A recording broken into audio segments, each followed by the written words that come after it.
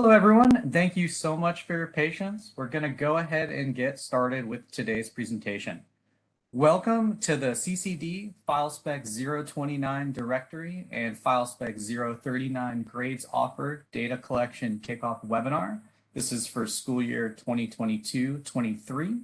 My name is Alec Walker, and I support the Partner Support Center. I also have our presenters, Chen-Su Chen from the Department of Education and Beth Sinclair from the EdFax Data Management Team.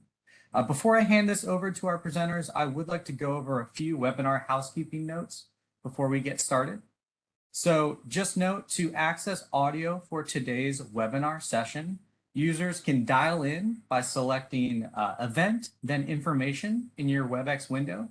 Users can also use their computer speakers to hear audio in today's session. Please also note that attendees are mute upon entry.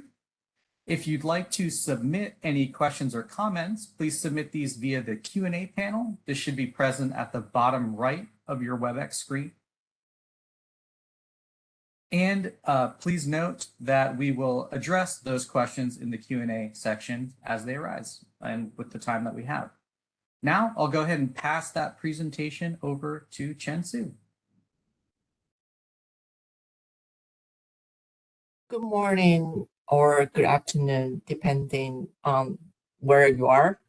Thanks for coming to the 22-23 Directory Grades Offer Data Collection Kickoff webinar.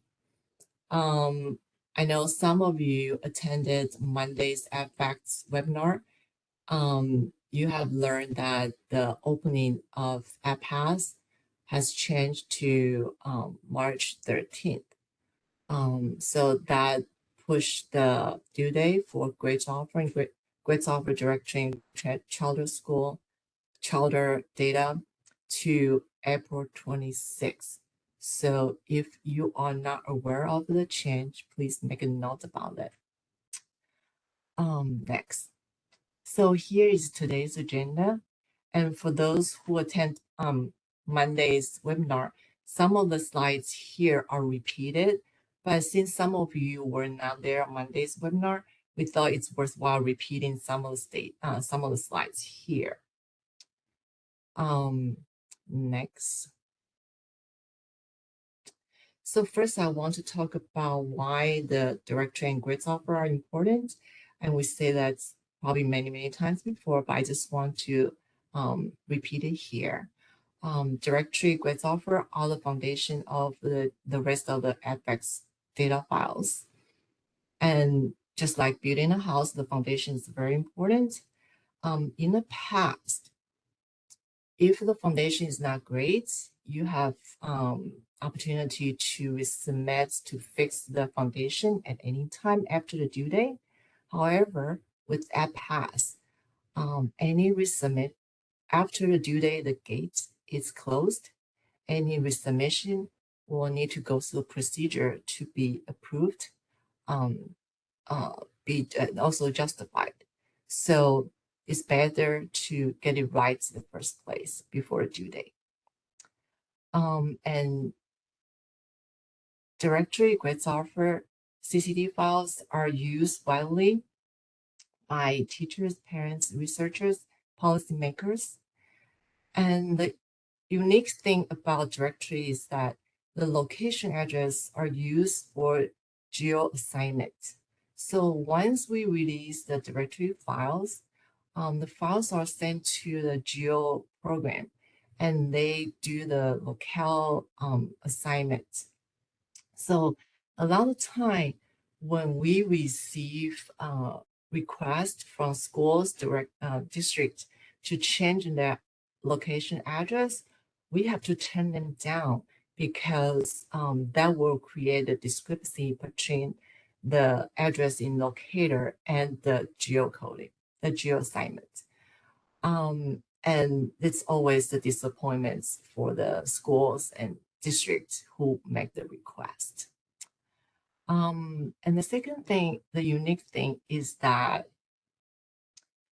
schools, districts, and organizations, they look up the entities in our locators to verify the eligibility of schools and districts when they apply for grants. So if your state directory don't make it to the directory release, then the new schools, new district will not see their ID and will not see their name in the locators.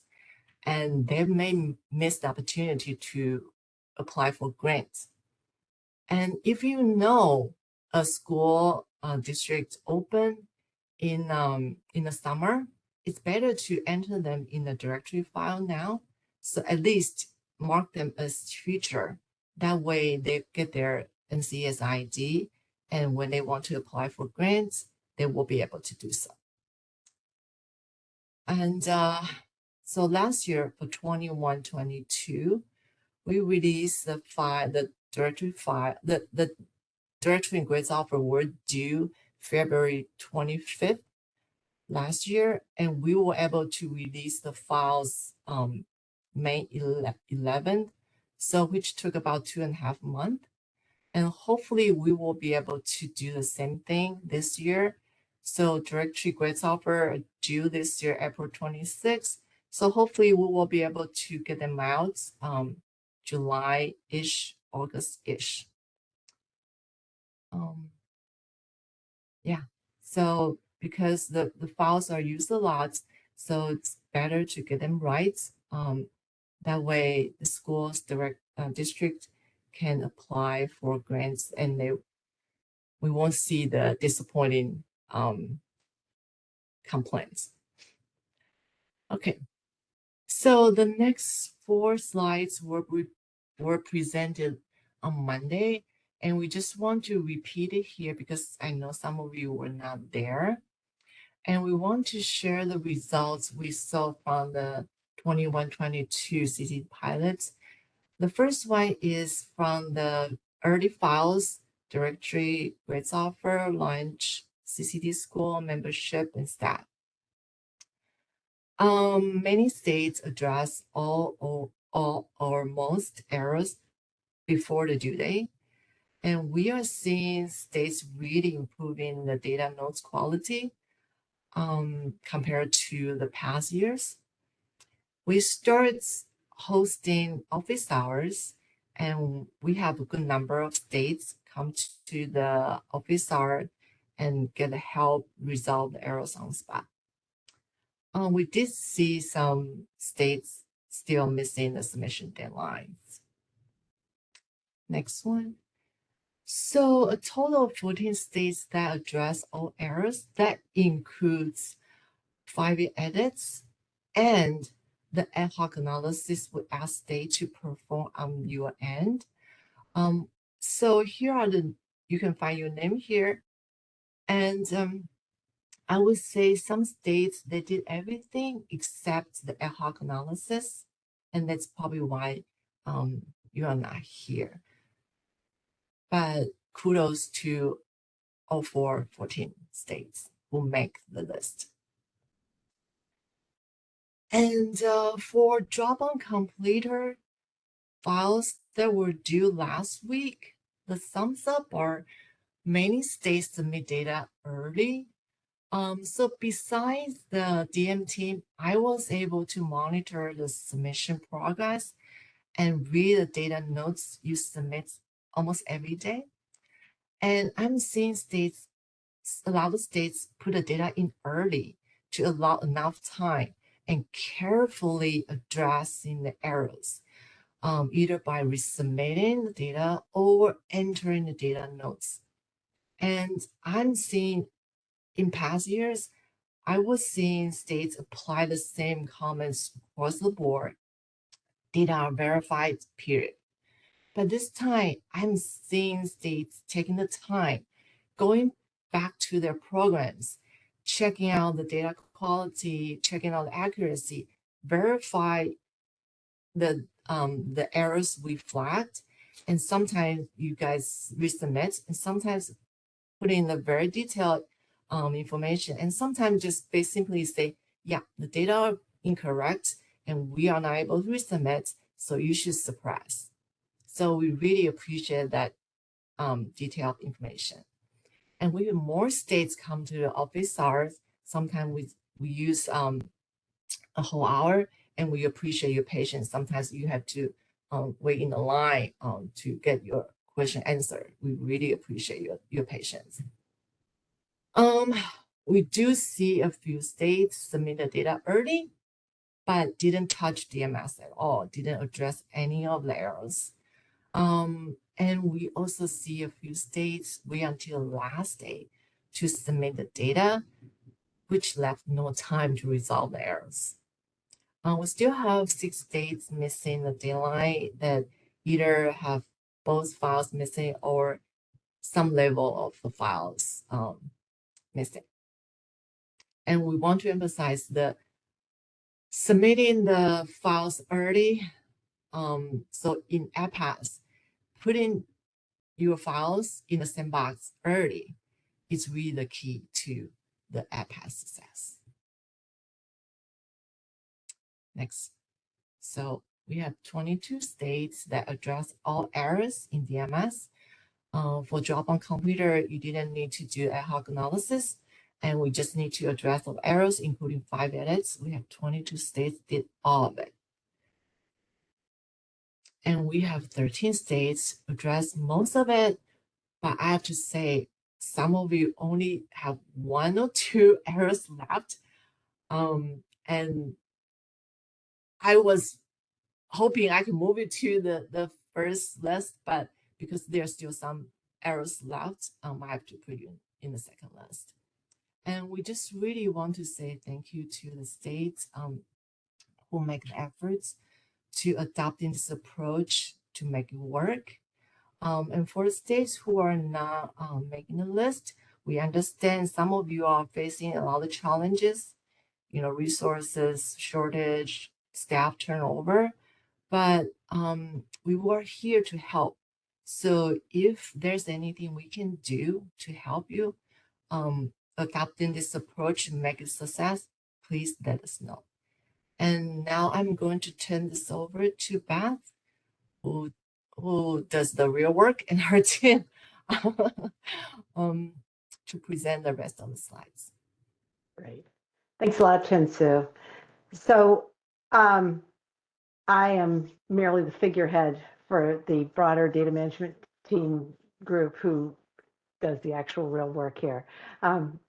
So I'm going to talk more about the nuts and bolts of kind of EdPass. I know Chen-Su mentioned that we are repeating some slides, but it's been our experience as we have gone through this mindset shift for EdPass that it's taken me, several times of people telling me the same thing for me to really get it. And so I'm assuming that everyone's as slow as I am and repeating these slides. So the due date is now April 26th for the 7 files. It's the big ones are directory and grades offered, but then there are 5 charter files as well. The expectation is that states will upload the data files. That's uploading it into that sandbox space where you're going to get the errors triggered, and resolve all of the data quality issues prior to submission by doing one of 2 things or both, a combination of these 2 things. You can upload revised data files to resolve issues. You look at the error, you go, oh, woof, need to fix that. You fix that by by correcting the data and re-uploading the data. Or adding a substantive data note that explains what's wrong and explains why it's not wrong. We also are asking states to continue to use the SSP to first and foremost explain late submissions. One of the things that moving forward we're going to do with CCD releases, when states missed files, so they weren't included in a release, we just said that they hadn't submitted the data as of the release. We want to provide users with a little bit more background on that, so providing information as to why you're not able to meet that deadline. And then any statewide data issues. A great example of one is when a state has gender non-binary reporting.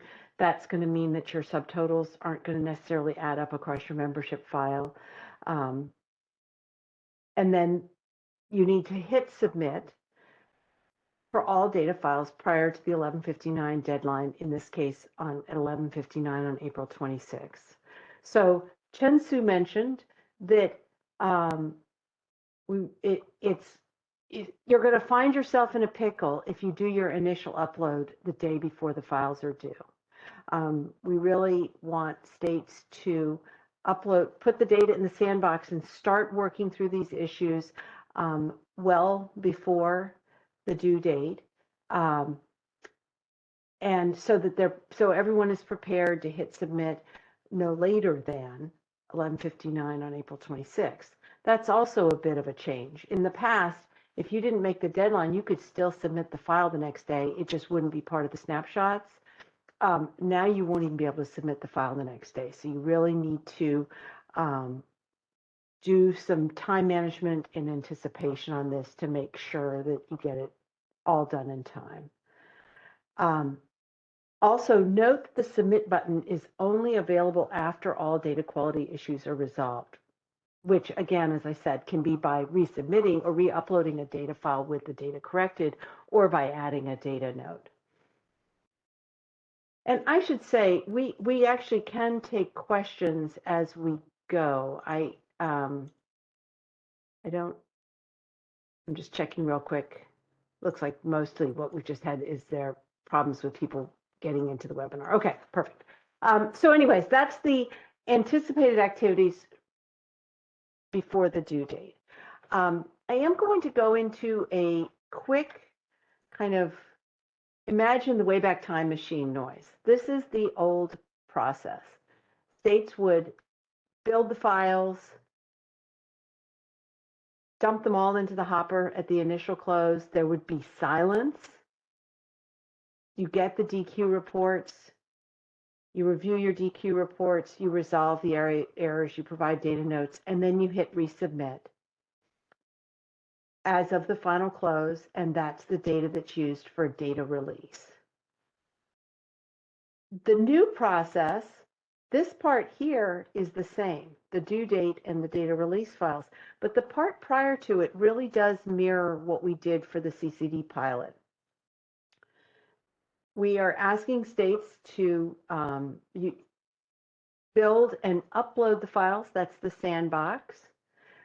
When you upload them, you're going to get the EdPass DQ reports, and you'll review those, and you'll work in the sandbox to resolve errors, to provide data notes, upload revised data, and then you submit the data as of the due date. And I can't say this enough. This is not just a pitch everyone out there and hope it's all fine. There's a lot of support prior to that. We will be holding our CCD office hours. As everyone on this call knows, the Amazing Partner Support Center is here to help. They're also going to be setting up some training videos, some 2-minute, 3-minute training videos, so you can just pop in and figure out how to do something that others have had challenges with. There will be some additional webinars, and we have worked on the business rule single inventory to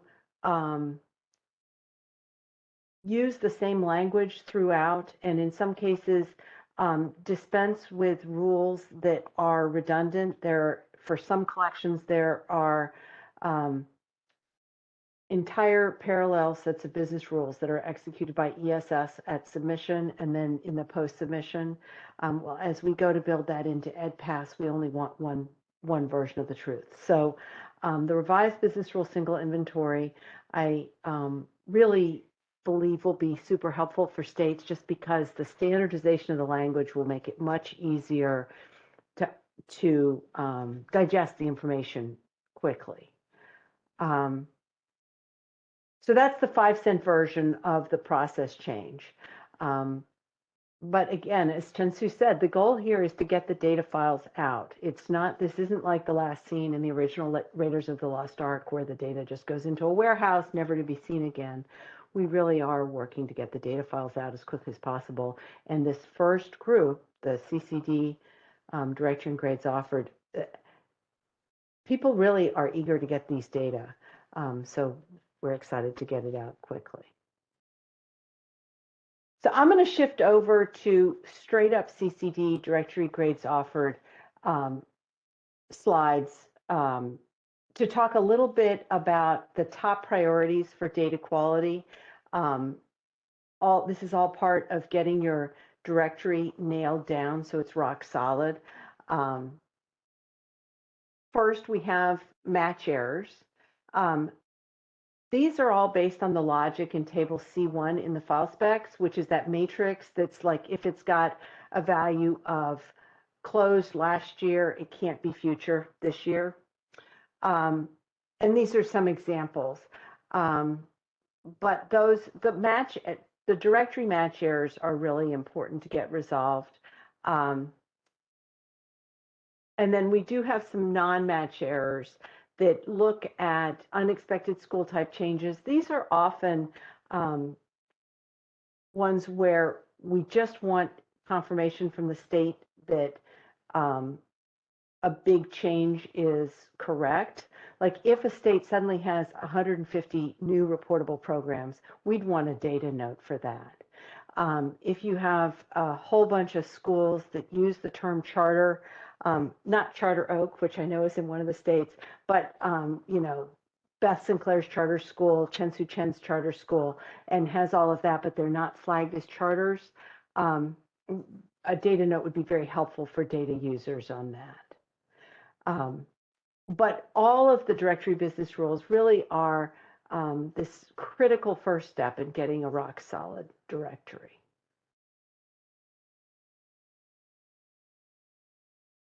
There will indeed be some directory year-to-year business rules, which were the rules that states executed on their own last year, which we called the ad hoc errors.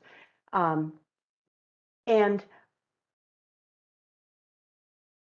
things like, did your number of schools by type differ significantly from prior year? Significantly is defined by a difference of greater than 10 units or 10%. Does your number of LEAs by type vary significantly from prior year? Does your number of schools marked as charter status equals yes differ significantly from the prior year? What we're really asking you to do is answer this question: does the data that I'm submitting make sense in terms of prior years? And again, think about the end user here. If a state, and we've seen this over the years, a state will sometimes reorganize the way they characterize LEAs. So you'll have more of a certain, it's not usually the regular LEAs, but some of the other types. So you'll have a spike in the number of special districts or something like that. And it's very useful for data users if we can explain that, yes, that spike has been verified. And the state explained that this is why the change took place. So think about the data user here. But again, the note at the bottom here, you need to re-upload data because you're going to be doing all of this in your sandbox. You're going to re-upload data to correct errors or add data notes that can be used to help, that will go forward for users to help explain large changes. So Chen Su pointed out that data notes have really been on an improvement upswing over the last few years, and it's really we've gone from just getting data notes that were kind of a terse, the data are correct as reported, to data notes that explain that the spike in membership was because of a change in the age of enrollment for kindergarten. Well, that's a very useful thing to know, and that's also a spike that we would expect to see go through membership files greater year over year. So it was in kindergarten and then first grade in the subsequent years. We do have a resource that's available that's on writing good data notes. It gives some before and after, you know, kind of good, better, best examples of data notes. Keep in mind that within the new EdPass system, it's going to be very similar to DMS in that you can leave comments for multiple errors at the same time. So if you have 60 errors that are the same issue, You don't have to apply the error 60 separate times. You can select that group of errors and apply the same error to that group. Keep in mind that we read all data notes. I know that it feels like no one cares, but it may feel like nobody cares, but we really do read and digest and think about the data notes that you put in. Some version of the data notes that you provide are actually included in the public-facing data notes that are released with the data files. We do edit them to some extent. Obviously we'll remove names. We remove EDFACS jargon. So if you refer to business rule XYZ and file spec 052, we'll clear that up to just make it refer to membership. And we'll do some little editing, but for the most part, the data notes that we do include are what states provide. I know there was a question there were several questions during the webinar on Monday, questions that reflected concerns that your data notes would be rejected. First, I just want to say that we do not tend to reject data notes, or we're not usually that harsh. Sometimes we are confused by data notes. There's a couple states on the call right now who have an email from us where we just don't completely understand what you told us. But data notes are a great reason to join office hours. You can get input. We've had states do that during the directory grades offered. Dropouts completers close that just dropouts completer submission cycle that just closed a couple weeks ago. States would call in and say, is this an adequate data note? And we can discuss it right there on the spot. So that's kind of the treatise on data notes, a little bit more information. They really are used a lot, and we are finding that data users, including Ed, tend to find them very useful. There's almost nothing more satisfying than if someone calls and asks about some unusual thing of data, and we go into the data notes and there's already a comment like that they failed to find. It means that we've already asked you about it, you've already addressed it, and we've documented it for data users. I mentioned support. I want to repeat all of this information here. It's anyone on this call knows how to reach partner support, but I do want to point out that we will have the office hours starting in a couple weeks. We're not going to start them right away because there's really no point in. We see there is not a lot of point in doing that until you've got your hands in the system. But once the office hours start, we'll use the same model we used for all the other sessions. Bring questions you have to raise with the CCD team and PSC. We won't be able to share before the central screen share in office hours was the DMS or the data management system. We won't have that ability. So when you come to office hours with a question, we'll be asking you to share your state dashboard screen to illustrate your question. One of the unexpected benefits, I think, of office hours that I honestly didn't anticipate when we started doing them was we get a significant number of states who dial in to learn about issues that other states are encountering. This isn't a Schadenfreude situation where they're just like reveling in the misery of others. It's much more where other states realize they have the same issues. So hearing us solve the problem or work with one state to solve the problem, essentially there's a domino effect and it solves the problem in other states. The partner support contact information and their open hours, and just a reminder that there will be how-to training videos and technical webinars, and that all the PSC support will be announced in the partner support update. So if there's a new video or anything like that posted. And just this reminder to contact PSC and work with the team to resolve questions. We can do it either by email or a quick call. We're here And we really want to help everyone work together to be successful at this. So with that, do we have any questions, Alec? We do. Oh. So I will start from the top, just chronologically. Mm-hmm. So this is in relation to the due dates, the 11:59 p.m. Time that you cited. User would like to know, is this Eastern time or is this local time? My understanding is it's Eastern time.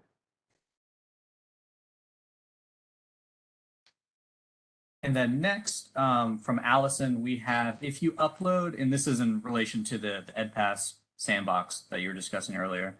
If you upload a replacement file, will the error report update immediately, or is there a waiting period we should be aware of? That's a super, that sounds like a question from someone who was part of the CCD pilot.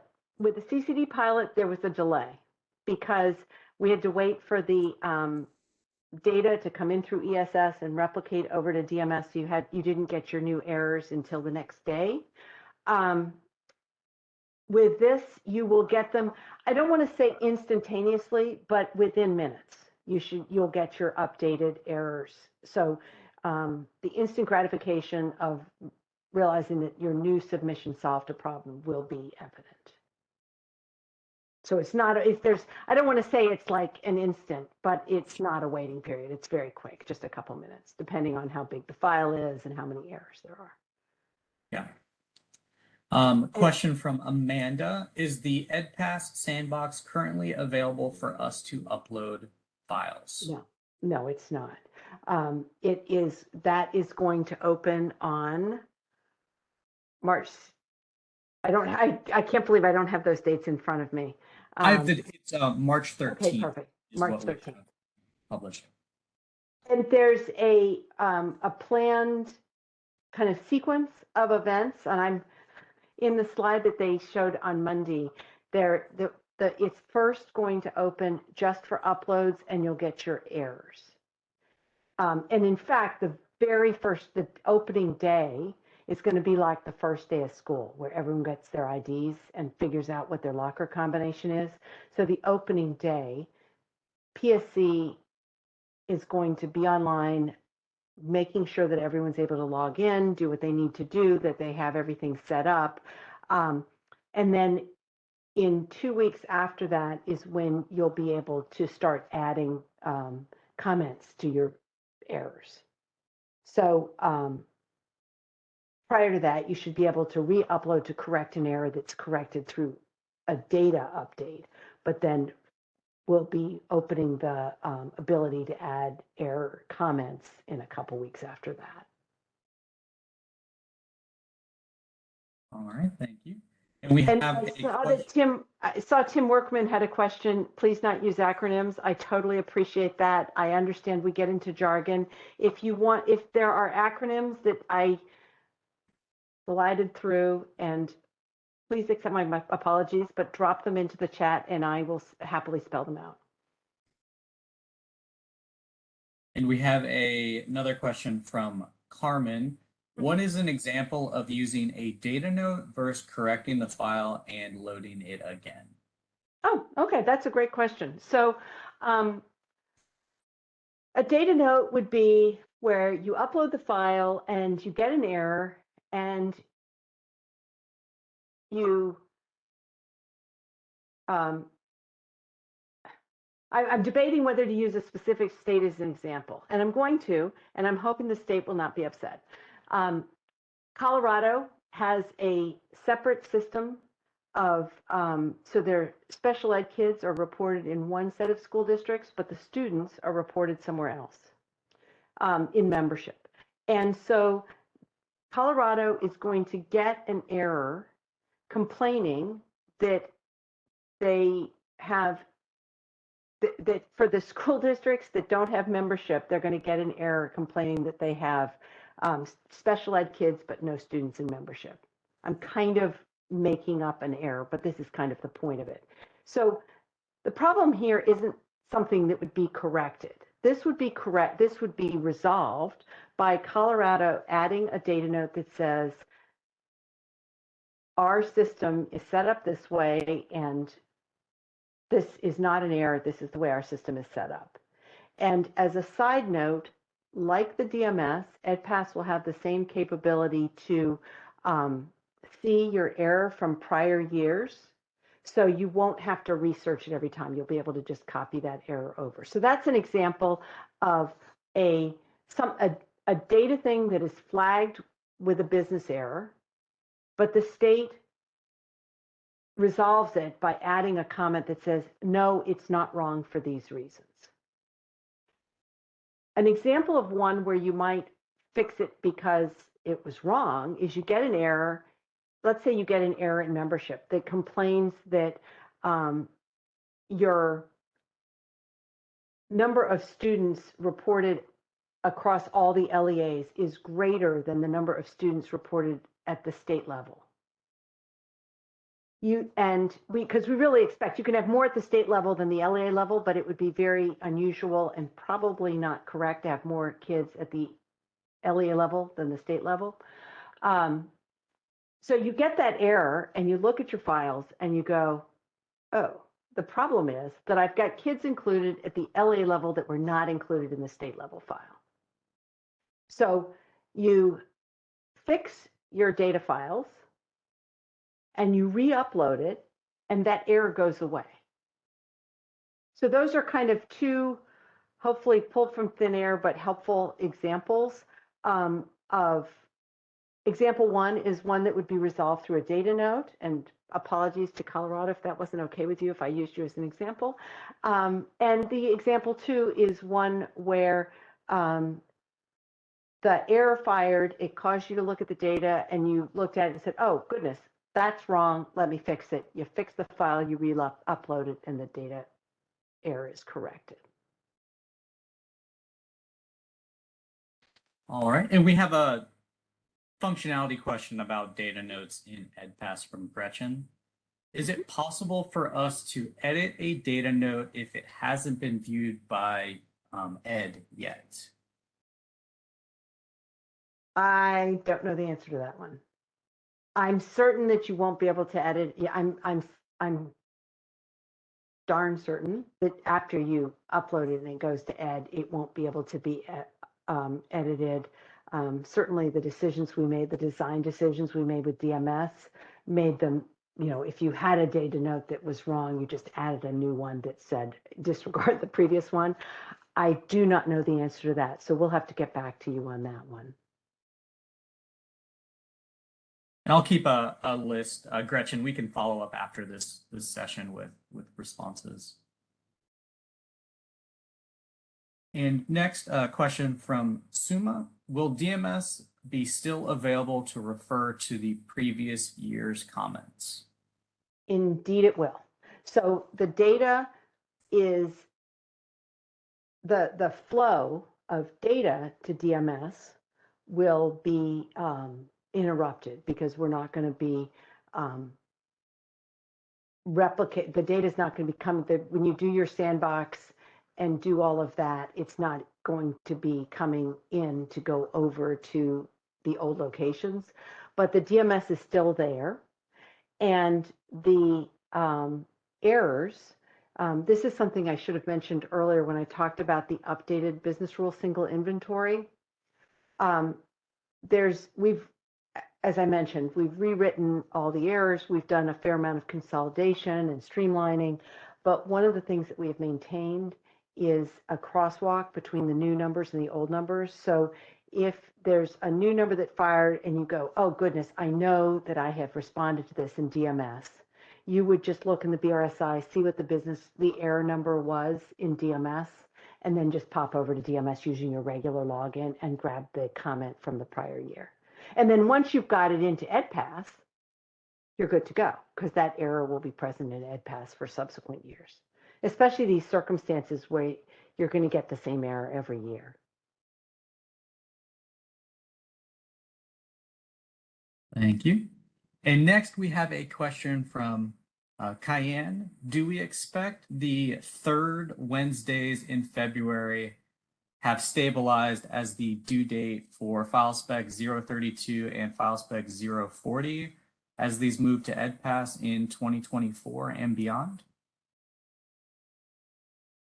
I don't know. I off the top of my head, I can't remember, but I think that the date is pretty much the same. I think it's right in February. This is for the 22-23 graduates and dropouts, graduates, completers, and dropouts files. As it stands, my understanding is that it's set. I don't believe there are any plans to change it going forward. That's kind of a non-answer. And we can follow up with Cayenne after this call as well, with the information we have internally. And finally, the last question we have from June: why is there a delay in submitting directory and being able to enter data notes? I believe this is with that staggered launch in EdPass. I think that a lot of it has to do with just wanting states to get comfortable with the first phase of it. Some of it's development, but we will make sure that states have enough time to enter all of their comments prior to the close or the due date. And thank you, June, for not typing in the box. Why did you use me as an example? All right. Thanks, Beth. So it looks like that's all the questions that we currently have in the Q&A panel.